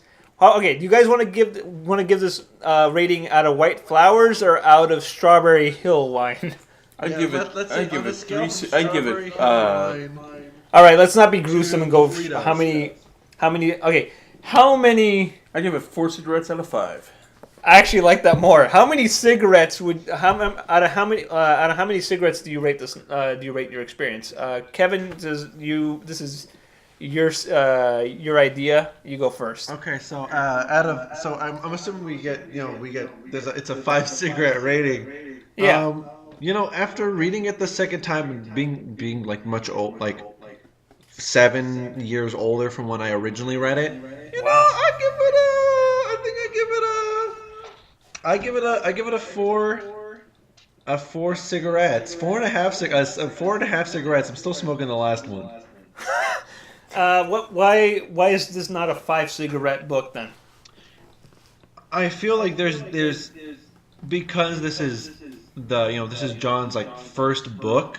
Yeah. And there are just things in the book that very apparent. I don't know. It doesn't have the refinement that his other books have yet. Like if I can quote again his I believe it's his website is FAQs. He makes a comment about how he says this book isn't my style wasn't refined yet. But it's very good. It's a very good first one. For someone's first book, it's really great. But there's also these moments where, I get this disconnect where it's, John is essentially Pudge. Yeah. there's that Gary Sue disconnect that I get sometimes, but Okay. that's yeah. why the cigarette isn't done. That's why the cigarette's still smoking. It's not out yet. Okay. Brandon, how many cigarettes do you rate this novel? I did 4 cigarettes like Kevin, but the last cigarette, I'm not smoking. It's the butt in the ashtray. Okay. Just like how Kevin said, it is his first book, and his style isn't as refined. If anything, even though the Paper Towns, the movie, left a sour taste in my mouth and your mouth and a lot of people's mouth, Yeah. I hate to say this, I think Paper Towns is a superior book, and we'll get to it, and I'll explain why in the episode when we get to it. Okay. So, just as Kevin said, it is his first book, and goddamn, it's a good first book. God dang, it's a good first book. Gosh darn. Gosh darn. Come on, PG. All right. God, we can say that, you know. Okay, whatever. I mean, I did say the B word earlier, You know, so it's PG-13. No, gosh dang, that's a mighty fine first book. Man, if I put out a book, Gosh darn, it's in Alabama. Whatever. gosh darn, it's a pretty good book. Yeah, I'm going. Okay. But no, sorry seriously. to the people of Alabama, but you guys also had a Confederate flag for For a while. Yeah. But anyway, You guys also hate my last final notes. I'm like, as an aspiring writer and a fellow English major that I'm still working on, if I write a book, I honestly wish it can be as good as like this first book. I respect that. I like that Yeah. a lot. Like God, I hope it can be as good as this. And this thing was given a Pulitzer. a Pulitzer. And just like any other Big old golden No, sorry, key no, on sorry. it. Hey, Wait, but don't forget the most Prince important Award. one. New York Times bestseller. Oh, come on. You guys, I'm looking at. I got my I book could- right. I got my book ready. I'm about to eat this book right now. come on. I could take a sketchbook, drop it in a toilet, and it'll be a New York Times bestseller. It's nothing special. The Pulitzer is a big one for me. Yeah, it is. No, it's Okay, no, not a That's Pulitzer. something It's a that's Prince. something the book does point out. The fact that like it got a Pulitzer, and for a first book, Prince! that's Yeah. pretty important. Yeah. Important. As for me, I rate this book. I'm gonna go with you guys. I'm gonna give this 4 cigarettes out of 5. Are you smoking the last one or no? No, Or is it just it's gonna stay in the I've pack? smoked. These are cigarettes that I'm about to that I'm saving for myself. That Are I you smoking all 4 at once? Yeah, I'm gonna do that cool old sideshow trick where I'm gonna smoke all 4 at the same time. As my first real YA novel that I've read as an adult and didn't get to read when it first came out, which would have been when I was a teenager, and did not read when John Green was and all these YA novels were very in vogue when there was a whole YA novel film boom. I would say that this is a very good first, man. It's a good first one for me to read. It was a little rough going early on because I had to overcome my own prejudices against it. That's a good word for it. Prejudice against it. But ultimately, it touched me, and I felt a lot for the characters. And yeah, man, I loved it. It was a good book, and I kind of see where you're coming from with all these kind of first ones. But yeah, man, ultimately, I hope it just gets better onward. So Every John Green book there will always be that one scene, that one part in the book that will make you tear up. yeah, Fault in the Stars is a constant watering. wow. So have fun with that one. That'll be the crying, the tear episode where everyone's gonna come to the show crying. Isn't that the 3rd one in the series? No, that's the 4th. Okay. You have to remember, we All gotta right. read after We got this, more we're books doing to go. Abundance of Okay. Captains, right? So Cool. So I guess that's four, like roughly 4 cigarettes around for this book. So, how many's in the oh yeah. pack? Before we go, there wasn't. Most John Green novels have been adapted into movies. Except for Abundance of Catherines. In this book, this book one. has been in the works for a lot. It's been in development hell for a long time. But John Green is currently trying to turn it into a miniseries, and I think with the success of something like 13 Reasons Why, it might have a chance. Yeah. Recently, I did do some research on this before we did the podcast, which was the night before. I did go into YouTube, looking up, going onto his channel. A month ago, he actually did talk about the miniseries stuff, details, and he still says he's working it out. Okay. But he says most likely we might go back to the film idea. Cool. I'd like to see this into a film. I'd like to see who they cast for all the characters. I'll be playing the part of Pudge. I I don't know whether or not they will cast a curvy actress for Alaska because her Pudge's description of her body type is very constant. Nah, let's just get Cara Delevingne again. Ugh. No, yes, she's gonna play every single. No, it's just her the Every whole single time. female She's protagonist. everyone. Oh wow! Yeah, go back, reshoot Fault in Our Stars and replace the actress in that one with Cara Delevingne. Oh, that'd be so sad. It's her every movie. Yes. All right. So, what's our next book, boys? All right, Abundance so the of next book is Catherines. going to be An Abundance of Catherines. That's John Green's sophomore novel. Okay, Right. so Abundance of Catherines. This left a pretty good taste in my mouth, and I'm ready for seconds. Yeah, I'm ready to break into the Second strawberry course. Hawaiian. Second course. Second course. All right. So, All right, so Tune in next I'm working on the website. The website will be up. cool. It'll be Yeah, pretty so- awesome. Maybe social medias. Yeah, we'll get better at this, guys. Yes. First, we're sorry. We're so sorry, John Green. We will be better at this. We love you. In John the, Green, I'll in the do words better of, if you give me tickets for VidCon next year. oh my God, do not hold yourself hostage. Do not hold this podcast hostage. I'm Brandon. holding this podcast hostage till we're going to VidCon. All right. Well, Please, John. Since as the oldest brother in this podcast, The leader of the bunch. you know me well. I'll say this is. Thanks for listening. I'm glad you were here for this first rough episode. We'll get better at this. We'll segment this out a little better. We'll transition better, but just look out for just like John in his first. God, this isn't even a good first rough book. This is just a good. This is a first good book, unlike this podcast, which is a bad first episode. Yeah. So for the EnREADez Brothers, I've been Carlos Enriquez. I'm Kevin Enriquez. And I'm Brandon Enriquez. And keep your bookmarks. Well, I don't know. Well, come we'll up figure with a out good- something. We'll figure out something. Keep your butts Yes, planted. add us on all social media at the EnREADez Brothers. Yeah. All right. Thanks. All right.